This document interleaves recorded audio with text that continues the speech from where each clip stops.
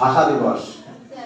এই ভাষা দিবসে প্রথমেই বিদ্যালয়ের উপস্থিত আমার সকল সহকর্মীবৃন্দ, উপস্থিত আছে আমার প্রাণপ্রিয় ছাত্রছাত্রী, সকলকে শুভেচ্ছা ও অভিনন্দন জানাই। আজ 21শে ফেব্রুয়ারি ভাষা দিবস। এই 21শে ফেব্রুয়ারি আমাদের স্মরণ করিয়ে দেয় অন্যায়ের বিরুদ্ধে গর্জে ওঠার কথাকে। 21শে ফেব্রুয়ারি মনে করিয়ে দেয় অধিকার আদায়ের কথাকে। 21শে ফেব্রুয়ারি বলে বাঙালি রক্ত দিতে শিখেছে কিন্তু মাথা নত করতে শেখেনি। ভাষা হলো মানুষের আবেগের প্রকাশ। তাই তো ভাষা বিজ্ঞানী ডক্টর সলিমুল্লাহ বলেছেন, মা, মাতৃভূমি, মাতৃভাষা এই তিনটি বিষয়কে প্রত্যেক মানুষই খুব শ্রদ্ধার সঙ্গে দেখে। কিন্তু এই মানুষ কবে থেকে ভাষা শিখেছে বা বলতে পেরেছে তা আমাদের বলা খুবই কঠিন। আমরা সকলেই জানি যে আমরা প্রথমে বনে জঙ্গলে বসবাস করতাম। সেই সময় মানুষেরা তার অঙ্গ ভঙ্গি আকার ইঙ্গিতের মধ্যে দিয়ে তার মনের ভাব প্রকাশ করত। তারপর তার মনের ভাব প্রকাশ করার জন্যেই মানুষ ভাষা তৈরি করত। এই ভাষা কালের নিয়মে বিভিন্ন সময় রদবদল ঘটেছে এবং ঘটেছে বিস্তার, আর তখনই সৃষ্টি হয়েছে এই অসংখ্য ভাষা। আর এই ভাষার জন্যে মানুষকে অন্যান্য প্রাণীর থেকে আলাদা করেছে। আর মাতৃভাষা হলো মাতৃদুগ্ধের মতো। মাতৃদুগ্ধ যেমন সহজপাচ্য এবং পুষ্টিকর, তেমনি মাতৃভাষা আমাদের আবেগ এবং অনুভূতির বাহক। প্রত্যেক মানুষের ভালো মন্দ, সুখ দুঃখ, আনন্দ, ভালোবাসার বহিঃপ্রকাশ ঘটে এই মাতৃভাষার মাধ্যমে। তাই তো জার্মান দার্শনিক বোল্ট বলেছেন, ভাষা হলো মানুষের আত্মা, আর আত্মা হলো মানুষের ভাষা। ভাষা নিয়ে একটা ছোট্ট গল্প বলব। যখন ফ্রান্স বহিঃশত্রু দ্বারা আক্রান্ত দ্বিতীয় বিশ্বযুদ্ধের সময়, সেই সময় একটা বিদ্যালয়ে একজন শিক্ষক মশাই দিনের শেষ ক্লাসটি নিচ্ছেন। এই সময় ফ্রান্সকে রক্ষা করার জন্য সেই সমস্ত ছাত্রছাত্রীদের যুদ্ধে যেতে হচ্ছিল। এমন এক ভয়ানক পরিবেশে তিনি পড়ানোর সময়, ওই ক্লাসটা ছিল ভাষা ক্লাস, এবং সেখানে পড়ানোর সময় তিনি বলছেন, আমাদের সামনে এক গভীর সংকট উপস্থিত। আমরা আজ বহিঃশত্রু দ্বারা আক্রান্ত। আমাদের এই এলাকা যে কোনো সময়ই শত্রুপক্ষ দখল করে নিতে পারে। এই ক্লাসের পরেই হয়তো তোমাদের যুদ্ধক্ষেত্রে যেতে হতে পারে। এমন এক ভয়ানক পরিবেশে তিনি পড়াচ্ছেন এবং পড়াতে পড়াতে বলছেন যে তোমাদের কাছে যে অস্ত্র আছে, সেই অস্ত্র হয়তো শত্রুপক্ষের অস্ত্র থেকে খুবই নগণ্য এবং সামান্য, তবে তোমাদের কাছে একটা মহার্ঘ অস্ত্র আছে। সেই মহার্ঘ অস্ত্র ওই বিদেশি শত্রুদের খুব সহজে করায়ত্ত করা সম্ভব নয়।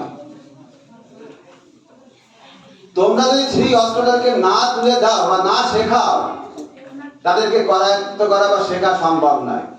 সেই মহার্ঘ অস্ত্র হলো তোমাদের মাতৃভাষা। তোমরা যদি তাদের কাছে পরাস্ত হও, এই ভূখণ্ডকে দেখা গেল দখল করে নিয়েছে। শুধু ভূখণ্ডকে নয়, এখানকার মানুষ, হাট বাজার, সম্পদ, সমস্ত কিছু দখল করতে পারে। কিন্তু তোমরা যদি এই মাতৃভাষাকে যদি না শেখাও, তাহলে তারা খুব সহজে করায়ত্ত করতে পারবে না। এই কথা বলার সঙ্গে সঙ্গে তাদের মনে উদ্বুদ্ধ হয় এবং বলে যে তোমরা যখন বন্দী অবস্থায় বা কারাগারে থাকবে, তখন তোমরা কি ভাবছো, কি কি পরিকল্পনা করছো, কোন পথে এগোচ্ছ, তা তাদের পক্ষে বোঝা সম্ভব হবে না। এর কিছুক্ষণ পরে ওই বহিঃশত্রুদের সেই দল তাদের সামনে এসে হাজির হয়।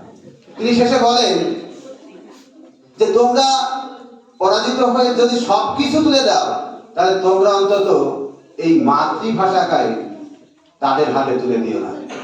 এই কথা বলার সঙ্গে সঙ্গে ওই শিক্ষক মহাশয়ের ওপরে বিদেশি শত্রুদের পুলিশের গুলিতে তিনি মাটিতে লুটিয়ে পড়েন এবং প্রাণ ত্যাগ করেন।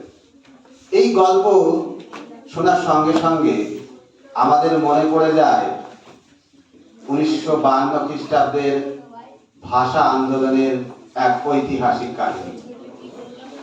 আমাদের দেশ যখন বিভক্ত হয়, এই দেশ বিভাগের সঙ্গে ধর্মকে সঙ্গে নিয়ে আরো দুটি দেশের উদ্ভব হয়। একটা হলো পূর্ব পাকিস্তান, আর একটা হলো পশ্চিম পাকিস্তান। পূর্ব পাকিস্তান বর্তমান বাংলাদেশ নাম, আর পশ্চিম পাকিস্তান পাকিস্তান। এই পশ্চিম পাকিস্তানে পূর্ব পাকিস্তানকে খুব অল্প সময়ের মধ্যে তারা দখল করে নেয়। তাদের শুধুমাত্র ভূখণ্ডকেই যে দখল করলো তা নয়, তারা ওই পূর্ব পাকিস্তানের কৃষ্টি, সংস্কৃতি, ভাষাকে করায়ত্ত করার চেষ্টা করল। 1948 খ্রিস্টাব্দে যখন আলী জিন্নাহ ঢাকায় এলেন, ঢাকায় এসে কার্জন হলে তিনি এক জনসভায় বক্তৃতা দেওয়ার সময় তিনি বলেন, উর্দুই হবে পাকিস্তানের একমাত্র রাষ্ট্রভাষা। এই কথা শোনার সঙ্গে সঙ্গে তখনকার জনগণ ক্ষোভে ফেটে পড়ে এবং বিভিন্ন জায়গায় আন্দোলন শুরু হয়। দীর্ঘ 4 বছর ধরে ছোটখাটো আন্দোলন চলছে। এই মতো অবস্থায় 1952 খ্রিস্টাব্দে 25শে জানুয়ারি পাকিস্তানের নতুন রাষ্ট্রনায়ক বাংলাদেশে আসেন এবং তিনি ওই আলী জিন্নাহর কথাকেই পুনরাবৃত্তি করেন এবং তিনি বলেন উর্দুই হবে একমাত্র পাকিস্তানের রাষ্ট্রভাষা। এই কথা শোনার সঙ্গে সঙ্গে ছাত্র, যুব, সাধারণ মানুষের মনে ক্ষোভের উদ্রেক হয় এবং দেশ জুড়ে আন্দোলন শুরু হয়। ঢাকা বিশ্ববিদ্যালয়, ঢাকা মেডিকেল কলেজ, বাংলাদেশে আন্দোলন শুরু হয় এবং সেই আন্দোলন ছড়িয়ে পড়ে সমস্ত গ্রামে, প্রত্যন্ত অঞ্চলে। এরপর আসে সেই 1952 খ্রিস্টাব্দের 20শে ফেব্রুয়ারি বলে, তাদের আন্দোলন কমিটি বলে যে আমরা বাংলা ভাষায় আমাদের রাষ্ট্রীয় ভাষা হবে এবং রাষ্ট্রীয় ভাষার মর্যাদা দিতে হবে। এই জন্য হরতাল ডাকা হয়। সেই হরতালকে প্রতিহত করার জন্য তৎকালীন পাকিস্তান সরকার 144 ধারা জারি করে। 21শে ফেব্রুয়ারি পূর্ব বাংলার সমস্ত ছাত্র ছাত্রী এবং সাধারণ মানুষজন ঢাকার রাজপথে এক মহা মিছিল বের করে এবং সেই মিছিলকে নস্যাৎ করার জন্য তদানীন্তন সরকারের পুলিশ বাহিনী এলোপাথারি গুলি চালায়। সেই গুলিতে বাংলার দামাল ছেলেরা রক্ত ঢেলে দেয়।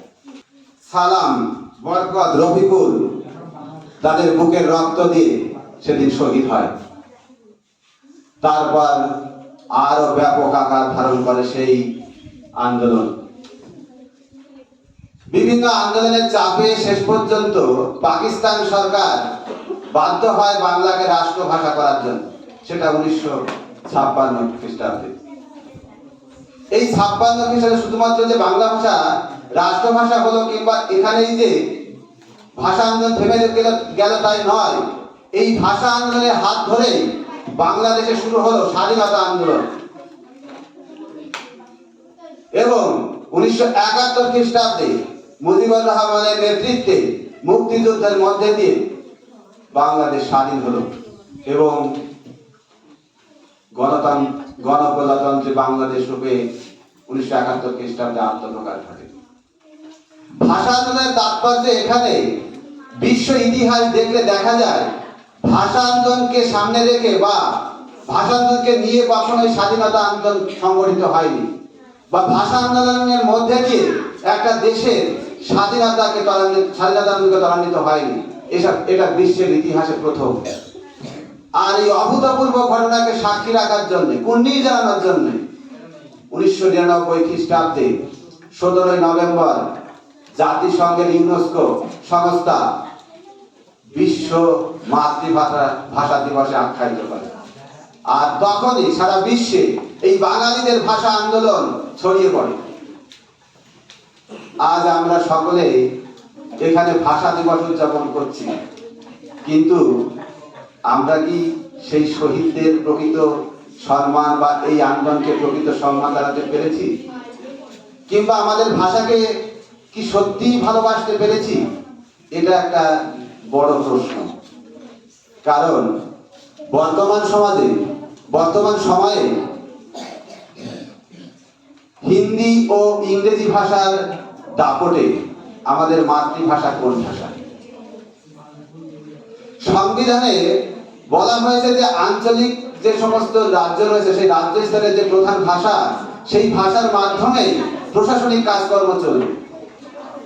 কিন্তু আমাদের পশ্চিমবঙ্গের কথাই বলি, সরকারি বেসরকারি সমস্ত প্রশাসনিক লেভেলের কাজ সমস্ত কিছুই হয় আমাদের ইংরেজি ভাষার মাধ্যমে।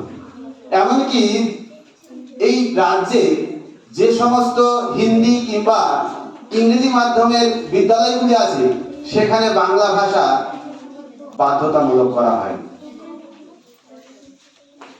এটা আমাদের কাছে খুব সংকটের বিষয়। এটা শুধু আমাদের নয়, ভাষা সংকটের বিষয়।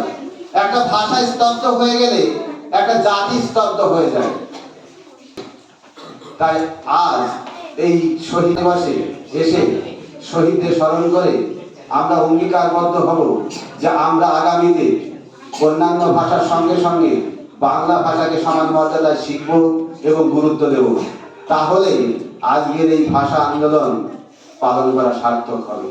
বাংলায় গান গাই আমি, বাংলায় গান গাই আমি, বাংলায় কথা কই আমি, বাংলায় কথা কই আমি, বাংলায় ভালোবাসি আমি, বাংলাকে ভালোবাসি। সকলকে ধন্যবাদ।